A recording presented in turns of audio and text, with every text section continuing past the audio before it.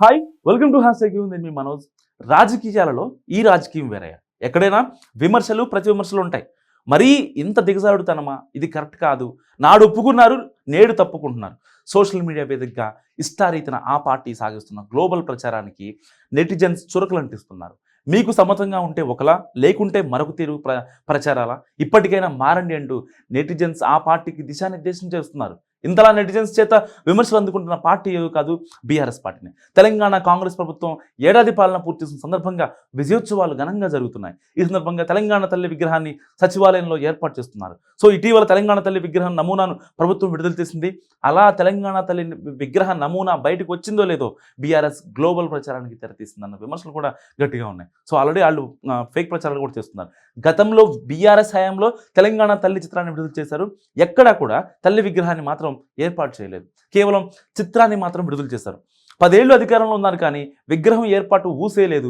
ప్రస్తుతం కాంగ్రెస్ ప్రభుత్వం తెలంగాణ తల్లి విగ్రహాన్ని సచివాలయంలో ఏర్పాటు చేసింది. అంతేకాదు అక్కడ వాటర్ ఫౌంటైన్, పచ్చదనం ఒకటి కాదు ఎన్నో హంగులు దిద్దింది.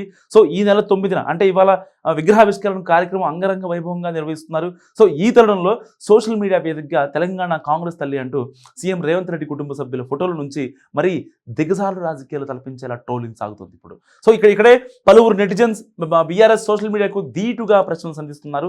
తెలంగాణ వ్యవస్థాపక అధ్యక్షురాలు హోదాలో విజయశాంతి అలియాస్ రాములమ్మ 2007 జనవరి 25న యాదాద్రి జిల్లా రాజంపేట మండలం బేగంపేటలో మొట్టమొదటి తెలంగాణ తల్లి విగ్రహాలు ఏర్పాటు చేశారు.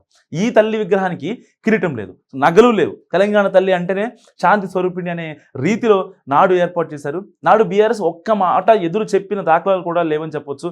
ఈ విషయాన్ని స్వయంగా విజయశాంతి ట్వీట్ చేసి చెప్పడం విశేషం. అయితే కాంగ్రెస్ ప్రభుత్వం నేడు రాష్ట్ర తల్లి పేరిట విగ్రహ స్థాపన చేస్తుంటే ఓర్వలేక ఇష్టారీతిన ట్రోలింగ్ సాగించడంపై మరీ ఇంతకు దిగజారాలా అంటూ కూడా నెటిజన్స్ ప్రశ్నిస్తున్నారు.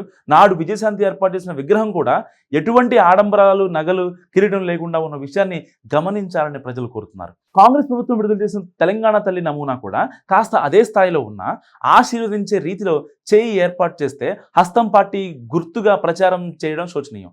ఆశీర్వచనానికి పార్టీ గుర్తుకు తేడా లేకుండా ప్రచారం సాగించడంపై బీఆర్ఎస్ పార్టీ సోషల్ మీడియాకు నెటిజన్స్ చుక్కలు చూపిస్తున్నారు. సో రాజకీయాలు చేయాలి కానీ ప్రతి విషయాన్ని రాజకీయ వండలు చూడటం మానుకోవాలని కూడా హితవు పలుకుతున్నారు నెటిజన్స్. ఇప్పటికైనా ఈ ప్రచారాలకు, ట్రోలింగ్స్కి బీఆర్ఎస్ పెద్దలు శుభం కార్డు వేయాలని, ఇటువంటి వాటిని తెలంగాణ సమాజం హర్షించదని ప్రజలు కోరుతున్నారు.